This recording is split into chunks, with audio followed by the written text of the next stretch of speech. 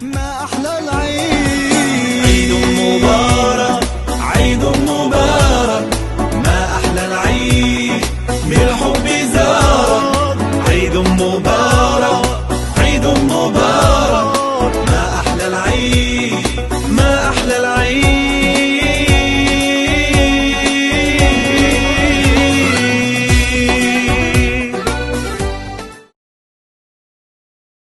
ঈদ মোবারক।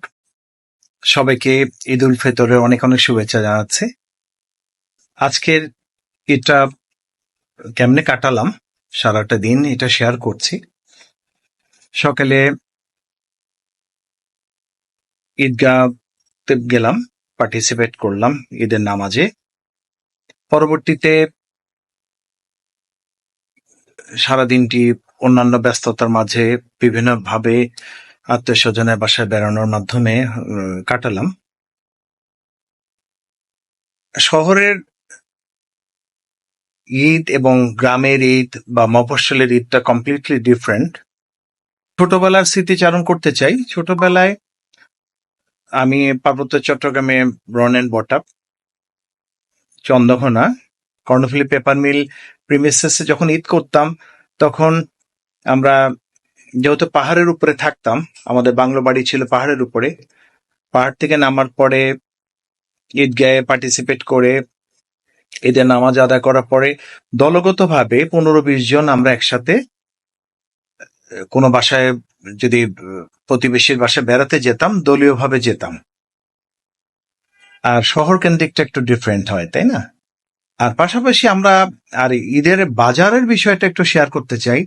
যেহেতু চন্দ্রঘোনা বা কাপ্তাই থেকে প্রায় 30 থেকে 35 কিলোমিটার দূরে চট্টগ্রাম, এই চট্টগ্রামে যেয়ে আমাদের ঈদের শপিং করতে হতো। যে কোনো কিছু প্রয়োজন হলে চট্টগ্রামে যেয়ে আমাদের কেনাকাটাগুলো করতে হতো। এই যে ত্যাগ শিকার, কারণ অন্য কিছুই ওই প্রিমিসেসে, ওই বাজারে মানসম্মত প্রোডাক্ট পাওয়া যেত না। একটি বাজার ছিল লিচু বাগান, দোবাসী বাজার, কাপ্তায় একটি বাজার রয়েছে। এছাড়া এগুলো কিন্তু পাওয়া যেত না টোটাল মানসম্মত। আমাদের চট্টগ্রামে যে রেজউদ্দিন বাজার, নিউ মার্কেট, মিমি সুপার মার্কেট, এগুলো জায়গায় করতাম। আমি কিন্তু 80 দশক এবং 90 দশকের কথা বলছি।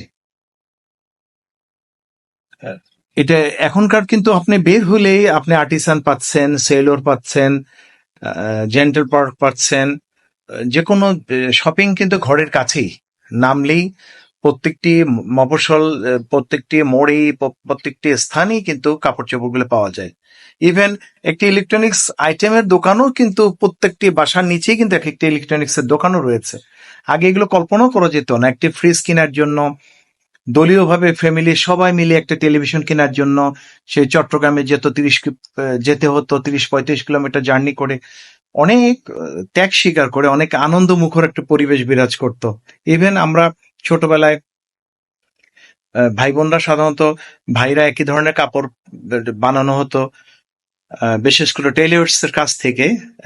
বোনদের জন্য একই অবস্থা। আমরা কিন্তু কাপড়গুলো লুকিয়ে রাখতাম বালিশের নিচে, আলমারিতে, আমাদের কাপড় যাতে, ইভেন কাপড়ের টুকরোও যাতে কেউ দেখতে না পারে, এই জিনিসটা কিন্তু আমাদের মধ্যে কাজ করত।